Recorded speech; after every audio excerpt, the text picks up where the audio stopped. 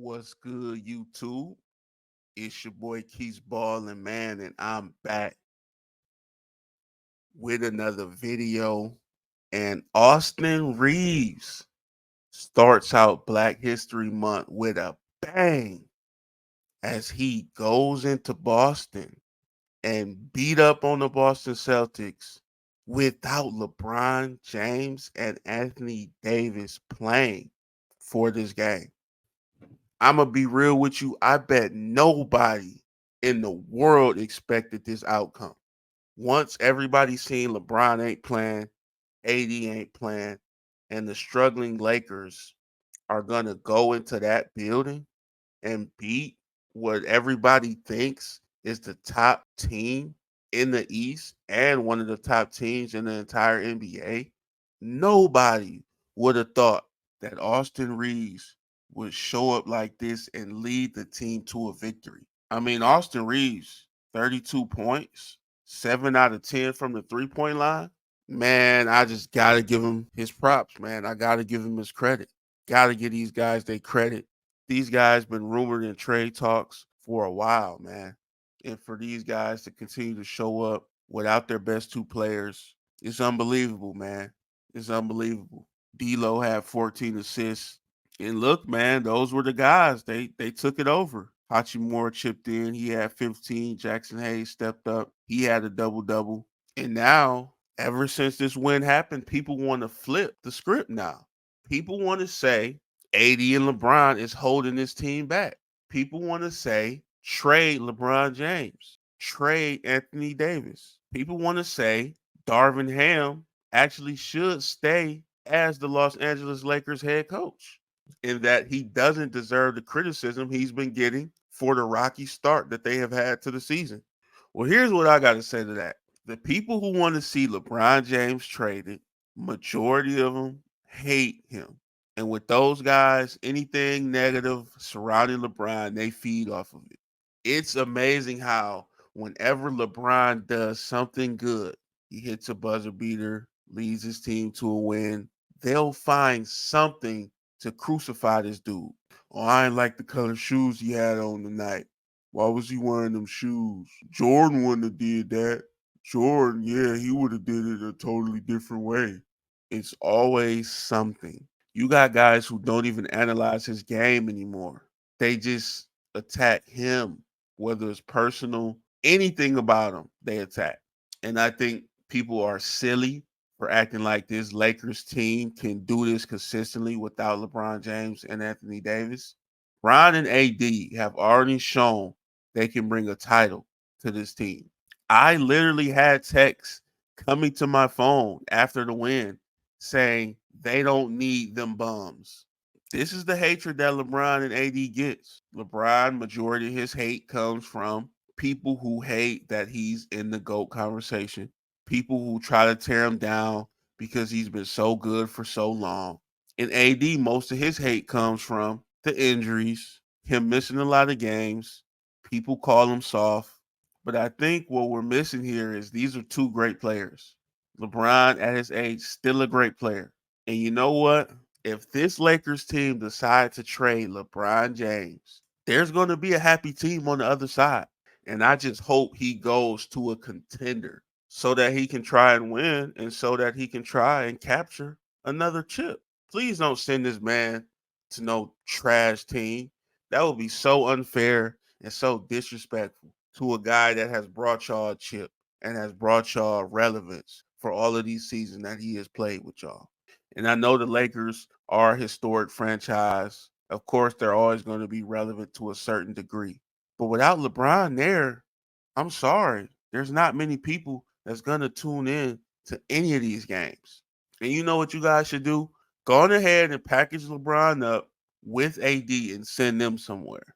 Since these guys are the problem, package LeBron James and Anthony Davis up and send them to the Miami Heat. Send them to Philly. Send them to a OKC.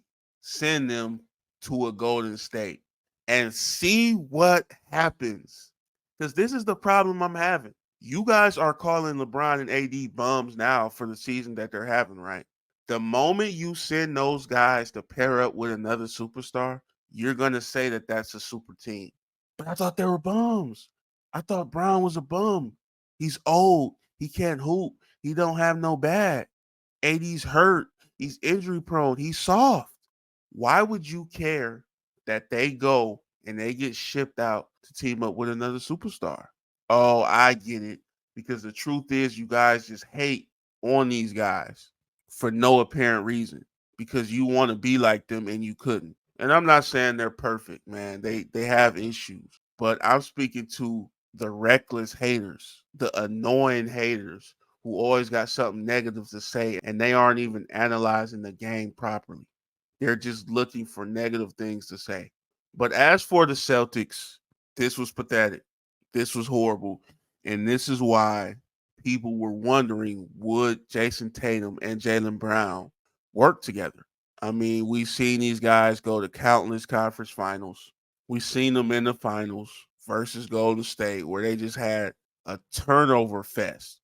I mean, Jaylen Brown and Jason Tatum were competing for who could have the most turnovers in that series. I mean, it was ridiculous. It was hard to watch. Every time I looked up, the ball was going the other way because these guys was dribbling it off their foot, throwing terrible passes out of bounds. Just pathetic middle school turnovers.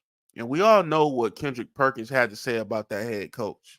And then you have the other Joe Mazzulla who just stands over there, and you wonder, like, if you take his brain out and you put it in the bird is going to start flying backwards, okay? You got that Joe Mazzulla. You know why I say that? No. Because he doesn't get these guys easy looks. Okay. Time and time again, we kept saying, attack the paint.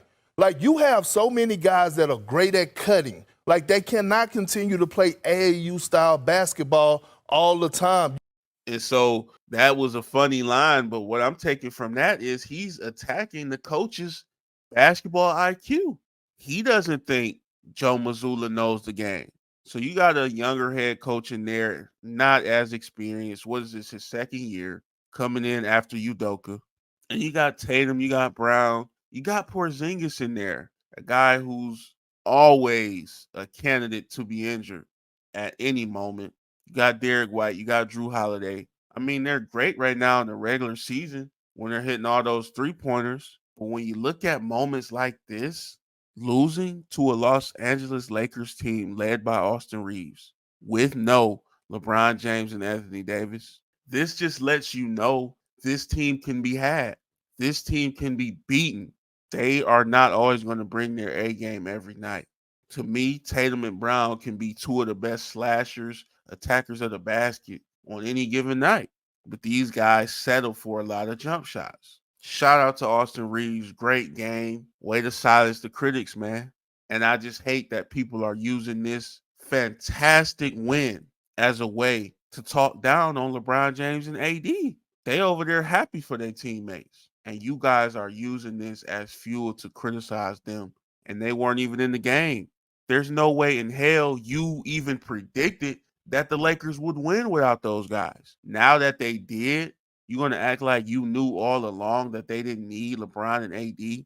You're going to act like LeBron and AD has been the problem the entire time. And your proof is based on one game where they don't play, the Lakers won and beat a good team. It's nonsense. How many games do you think this team would win out of the next 10 games if LeBron and AD don't play?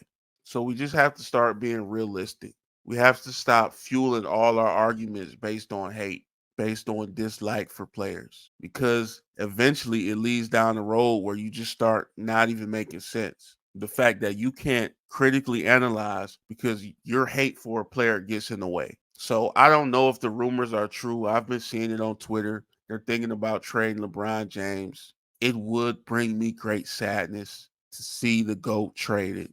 But on the other side of it, I would be hopeful that the Lakers would be kind enough to send him to a contender so that LeBron James can go out and compete and get what he deserves, because we don't know how much longer he's got. And I want to see him in contention for that title every single year.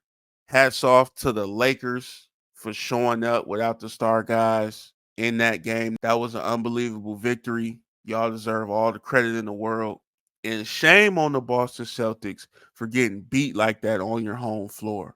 I do think this can be used as proof that maybe the Celtics aren't as good as advertised. But y'all let me know what y'all think about this situation. What do you guys think about the Lakers beating the Celtics without LeBron James and Anthony Davis? Also, do you think LeBron James and Anthony Davis should be traded? And how good is the Boston Celtics actually? Are they really solid or are they frauds? Let me know. Make sure you hit the like button and make sure you hit the subscribe. I appreciate everybody who's checking out the videos, leaving likes and comments. But hey, I'm out of here. Peace.